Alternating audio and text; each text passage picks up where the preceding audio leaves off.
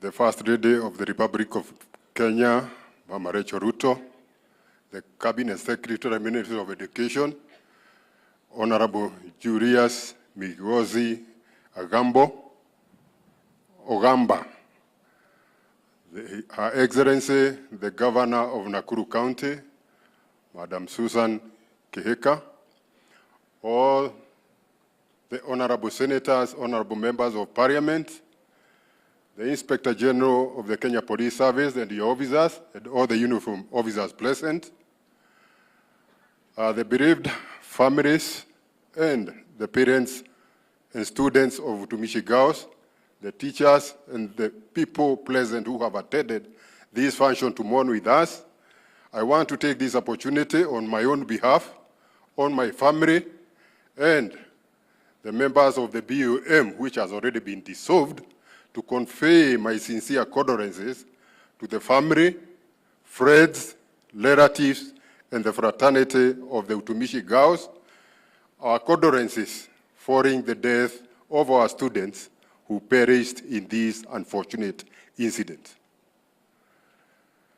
From that, I would like to say I have been seeing a lot in the social media talking about the school. They don't know how it started, but they were being told that the school was started by Edward Bogua. That is true. I'm the one called Edward Bogua. The school started, we started in 2018.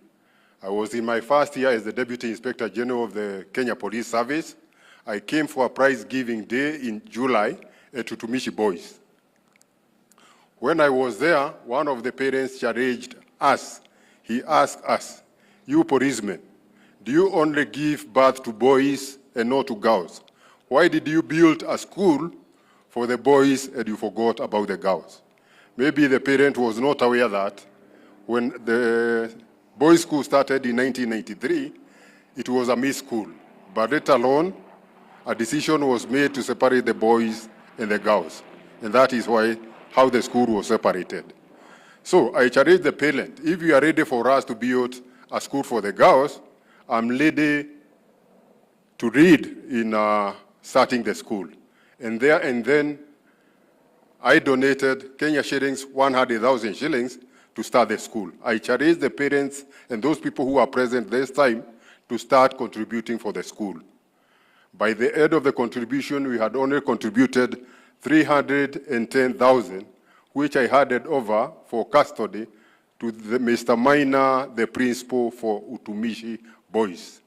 Later on, when I returned to the office, I wrote a signal to all my regional police commanders to sensitize the officers on the importance of having a girls' school.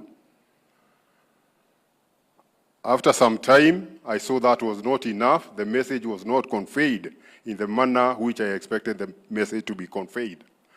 So I visited all the 8 regions, from northeastern to Nyanza, western, each and every region. Personally, I visited all those areas and talked to the officers, and their response changed, and they started contributing towards the girls. We started the construction of the school in September 2018. By the end of 2019, December, the school was complete, and I sought the registration of the school, which was inspected and duly filed to conform with the requirement of the Ministry of Education, was registered.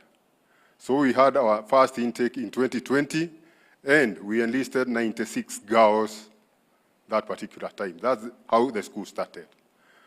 After that, there were questions on how the dormitory which was set on fire was named after my daughter.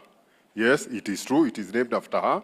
What happened is that in June of 2021, my daughter was involved in a road accident in Nairobi, and she died at the scene.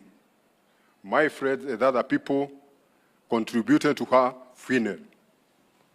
After the funeral, I had excess money, and I told my family, this money is going to another cause, we are not going to use the money.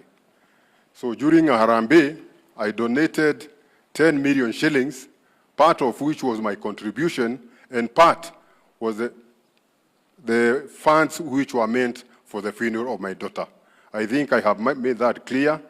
So those who have been asking what happened, that is exactly what happened. The next thing I want to say is that we should consider, I'm not aware why a decision was made that the students should learn as a mixed school from standard grade 1 up to grade 9. But when to go to grade 10, they are separated. After that, they finish grade 12. When they go to the university, once again, they come together. Even at home, we don't separate boys and girls. If you have both, you keep in the same home. So we should consider why there is that idea of separating the girls and the boys. Me, myself, I would recommend that they should be trained together. The other thing I ask, and I don't think, maybe very few people, not more than 10 of them, who do not bear the blame of what happened. Not necessarily at Utumishi Girls, even in other schools where we have had these things. Because myself, I'm to blame. I started the school, and this is why this thing happened. The BOM of the school was also to blame. Why?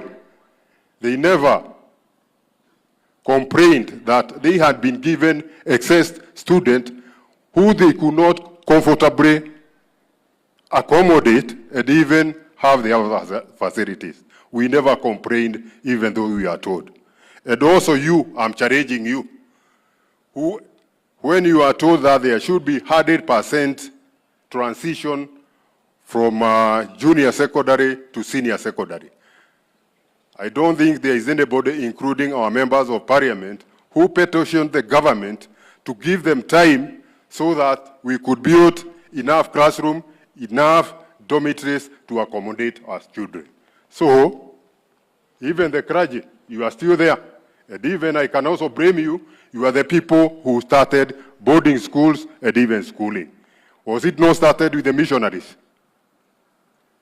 Bishop, am I speaking the truth?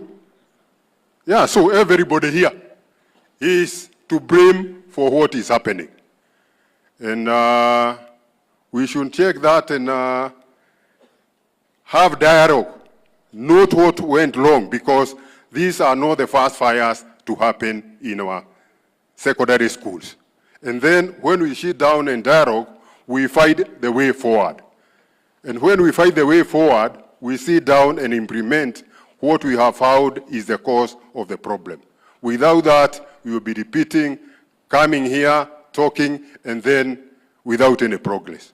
The other thing I think I would recommend is that we should have day schools. Those dormitories can be converted to workshop for training, and we should also try to make the schools within our area the best schools.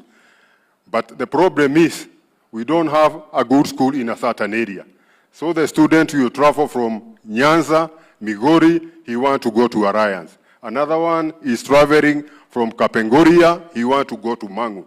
But if there were good schools in that area, there would be no need of taking your child from the farthest head in Kware, taking her to Marada Boys in Nyanza. So those are some of the recommendations I'm making to you to be considered by the government so that we can be able to improve. Thank you, and may the Almighty God keep the departed souls in eternal peace. Thank you, and God bless you.